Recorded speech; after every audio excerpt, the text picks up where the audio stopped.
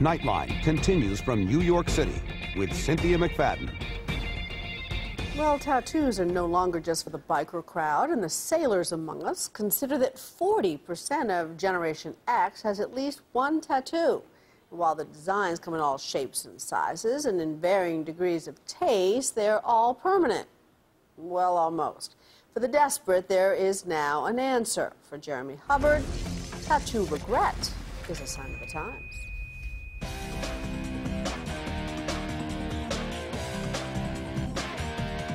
The remnants of regrettable ink are all over the internet. That tribal armband seemed like such a good idea at the time.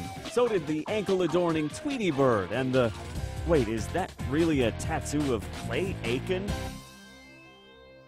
Why is her back covered in NASCAR? And how do you somehow end the night with Kelsey Grammer carved on your calf?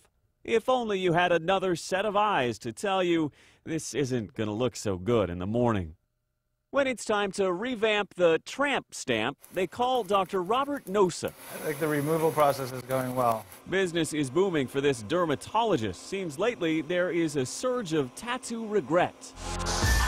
Tattooing is my life, and business is booming. Hard to believe, since it seems tats have taken over your TV, from LA ink to Miami ink to Tattoo Highway. But for a growing number of us, the appeal, like a bad ink job, is starting to fade. Even some notoriously inked celebrities are reportedly saying ta-ta to the tattoo. The point where you are in time when you get your tattoo is not necessarily the same place mentally where you're going to be a year from then, 5 years from then, or 10 years from then. Here's a laser that can target the black very well. Some are coming because of the economy, worried a prospective employer won't hire them if they're covered in ink. But Chrissy Laird is here for a change of heart. This heart on her ankle. Hard to see, but it bears the name of her ex-fiance, John. Engaged to my high school boyfriend. He was going into the Marines. I found myself at a tattoo parlor. It was pretty popular back then. I wanted a tattoo. So I picked it off the wall, and that was it. Start again. 15 years later, John is gone, and the tattoo will be soon. Today she's having it lightened. Eventually she'll cover it entirely with another one. Wouldn't it have been easier just to find a new boyfriend named John?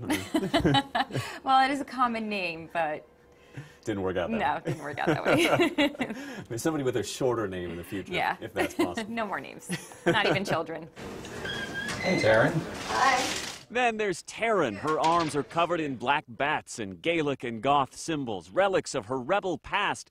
Now she's studying to be a social worker, and one day had an epiphany while staring at her ink-covered arms. I was sitting on my college campus. I looked over. I was like, oh my God, I don't want to live the rest of my life with these marks. I didn't feel like it was a part of me anymore. I actually started crying, and I was like all broken down, and I thought, oh my God, this isn't me anymore. I have to get rid of these tattoos.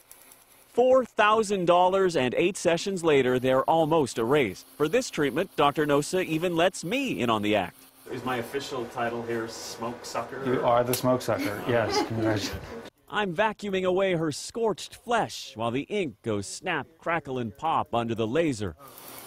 A battery of small explosions underneath your skin leading to that popping noise. Sounds dreadful, but don't worry, her skin has been numbed. She feels nothing. Ow. Well, almost nothing. Pain or no pain, it's no wonder the tattoo removal business is so bustling when you consider how many of us are tatted up in the first place. One poll showed that nearly 30% of people in their 30s now have a tattoo. Then the regret kicks in. Within 5 years, about half of those people want their tattoo erased. Sure, we all just want to spread our wings to get that weird, or in this case, that Weird Al tattoo. But there will come a time you'll rethink it. Believe me, on this subject, I can speak with authority. I really do have a tattoo on my leg. Honestly, it did seem cool at the time. I'm an ink-stained Jeremy Hubbard for Nightline in Verona, New Jersey. What does that mean, Jeremy? Jeremy Hubbard reporting. When we come back, President Obama heads to Copenhagen. Will he bring back Olympic gold for Chicago? That's the subject of tonight's closing argument.